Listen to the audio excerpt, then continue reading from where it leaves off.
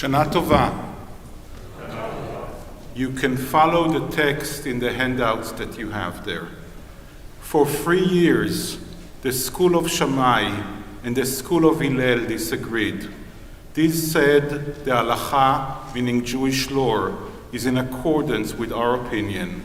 And these said the halacha, meaning Jewish law, is in accordance with our opinion. Ultimately, a divine voice emerged and proclaimed, both these and those are the words of the living God. However, the halacha, Jewish law, is in accordance with the school of Hillel. The controversy between the school of Hillel and the school of Shammai is a very dramatic one with a very strong ending. What are they actually arguing about? Both are saying that Jewish law, Jewish tradition, is according to them. They're not arguing about a specific law, about a specific custom or ritual. They're arguing about everything. Halacha, Jewish law in Hebrew, means the way you walk your life, the journey that you take as a Jew. So actually, they're arguing about the entire package. They're arguing about how to live your life as Jews. The school of Shammai says, you should walk our way. And the school of Hillel says, no, you should do it our way.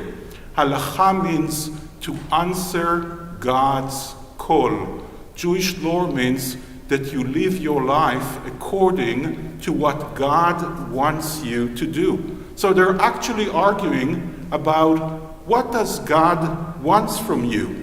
And each one of those schools is saying, God wants you to do exactly what I tell you to do. And then comes a heavenly voice and says, no, actually God agrees with both. These and those are the words of the living God. This is a very strong statement because it also has an ending. Because it says, both are right, you've argued about who's right, and both of you are right. However, the law should be according to the way of the school of Hillel. So actually the theology of the heavenly voice is that there's a difference between truth and practice. The truth is with both, but the practice is only with the school of Hillel. In a way, this is what pluralism is really all about. A true pluralist sees truth in every opinion, including in the opposite opinion to your own opinion.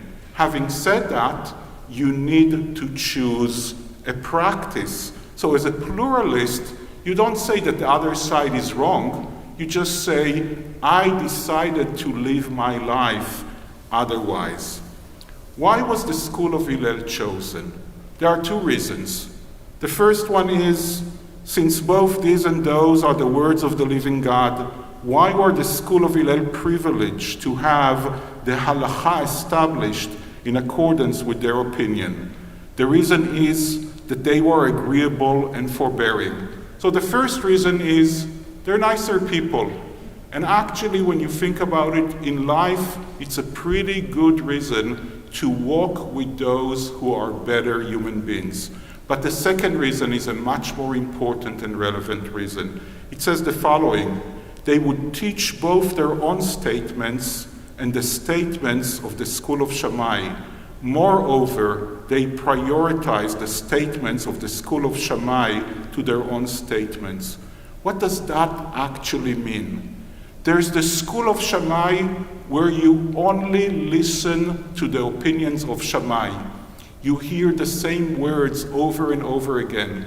You read different books that actually tell you exactly the same. You read different theories that all agree with each other. And then there's the school of Hillel where you study both opinions and you even put the opinion of the other side first. Bet Shammai is something that we all know very well. It's an echo box to the opinions of Bet Shammai.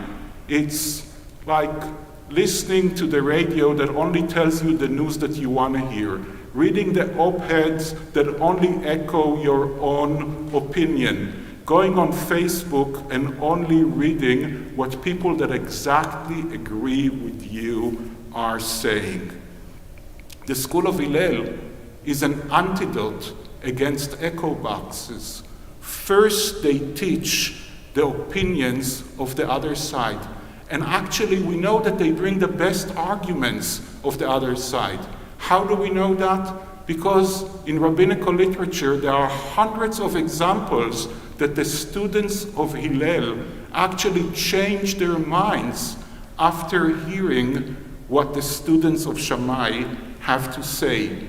We don't even have one example of the school of Shammai changing their opinion because they never heard, they never truly listened to the opinion of the students of Hillel. This is a real lesson about what does it mean to really be a pluralist. It means to listen. The heavenly voice is saying, Jewish way of living is according to the school of Hillel, not because their words are more truthful. These and those are the words of the living God. But we go according to the school of Hillel because they actually listen to the other side. When you truly listen, you put your own opinions at risk. You might even be convinced by the argument of the other side. So the heavenly voice is saying to us something very deep. Judaism is in accordance, at least that's God's opinion about Judaism, it's in accordance with those who are willing to change their minds, that are not locked in their own thinking, in their own opinions. And why is that? To really listen to another person that says the opposite of what you think, you have to be a real optimist about human nature. The students of Hillel believe that every person is created in the image of God, meaning that every person has an important thing to say. So the heavenly voice is teaching us the following. You should always listen to your conscience, but you should also listen to the conscience of other people. You should be open to other ways of thinking, to other cultures, and that's why they're winning the argument here, and Judaism is in accordance to them. The message is that when you are open to other people's opinion, when you are open to other cultures, to other thoughts, to other theories, you actually fulfill the true connection between you and God, and you actually answer God's call of what God wants from you. Shana Tova.